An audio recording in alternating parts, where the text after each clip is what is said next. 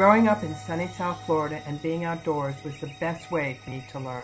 Outdoors has so much to teach us, and it makes learning real.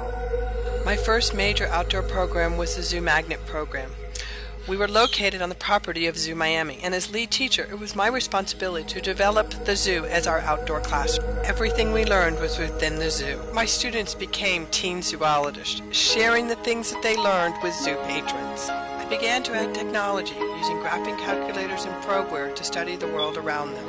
I also teach from the field, video conferencing my own research back to my students. From aboard a ship, to the wilds of Mexico, to the pyramids of Egypt. I am now at South Miami Middle Community School, where classrooms abound, but I still try and bring outdoor education to all. I have an environmental club.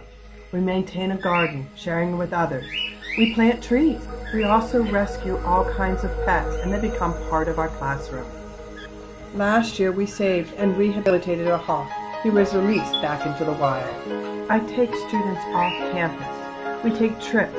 One is learning about our coastal environment, both plants, animals, and the various habitats. I am a volunteer National Park Ranger, and I take my students camping on an island, exploring the marine environment. As part of learning, my students participate in stewardship in the form of beach cleanup. This is another aspect of student learning. We all love this form of learning. Currently, some of my students do climate research with university professors and NASA scientists all over Miami.